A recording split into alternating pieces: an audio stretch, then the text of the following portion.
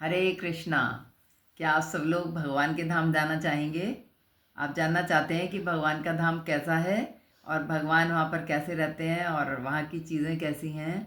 ये सब चीज़ें जानने के लिए आज मैं आपको भगवत गीता के अध्याय नंबर 15 के श्लोक नंबर 6 का थोड़ा सा वर्णन करूँगी, जिसमें भगवान ने स्वयं बताया है कि मेरा धाम कैसा है और वहाँ क्या होता है और कौन लोग वहाँ जा सकते हैं।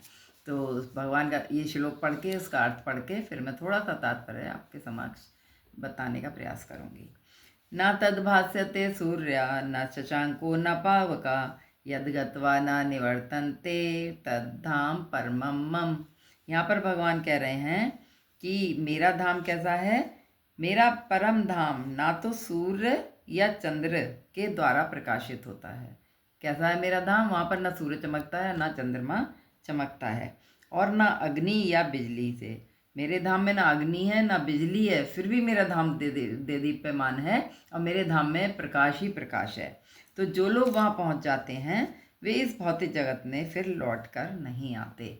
तो क्या कहने का मतलब है कि भगवान का धाम ऐसा है कि भगवान जब अपने धाम में बुलाते हैं भक्तों को, तो वो भक्त ऐसे होते हैं जो भगवान के ही भक्त होते हैं और भगवान के ही साथ वहाँ पर रहते हैं। वो फिर पुनः पृथ्वी पर नहीं आते हैं। प्रभुपाद जी यहाँ तात्पर्य बताते हैं कि आध्यात्मिक जगत अर्थात भगवान कृष्ण का धाम का यहाँ पर वर्णन है, और जिसे कृष्ण लोक या गोलोक वृंदावन कहा जाता है। गोलोक वृंदावन का नाम आपने भी सुना होगा। हमारा वृंदावन जो है वो गोलोक वृंदावन का ही रूप है। जैसा गोलोक है वैसे ही गोलोक वृंदावन यहाँ पर राधा रानी के कहने पर भगवान ने यहाँ पर गोलोक वृंदावन की तरह ही वृंदावन बनाया था। चिन्मय आकाश में ना तो सूर्य प्रकाश की आवश्यकता होती है, न चंद्र प्रकाश की अथवा अग्नि की या बिजली की, क्योंकि सारे लोग स्वयं प्रकाशित हैं। चिन्मय का मतलब क्या होता है? जो हमेशा क्या रहते हैं? देदीप्यमान रहते हैं, भगवान की शक्तियाँ जहाँ पर विराजमान हैं। तो ऐसा चिन्मय हमारा धाम है, गोलोक धाम। तो इसके बाद में भगवान ये प्रभुपाद जी यहाँ पर बता रहे हैं कि मेरा धाम कैसा है। यहाँ पर तद धाम परमम मम जो श्लोक में दिया गया ये बहुत इंपॉर्टेंट है। वो बता रहे हैं कि ये बहुत महत्वपूर्ण शब्द है। तो प्रभुपाद जी आगे कहते हैं कि वास्तव में जगत का कोना कोना भगवान की संपत्ति है, परंतु दिव्य जगत परम है और 6 ऐश्वर्यों से पूर्ण है। जो भगवान का धाम है वो 6 भगवान की षड ऐश्वर्य होते हैं। उन सभी ऐश्वर्यों से भगवान के 6 ऐश्वर्य हैं, उनका वर्णन हम बताएंगे कभी, और इन 6 ऐश्वर्यों से पूर्ण है।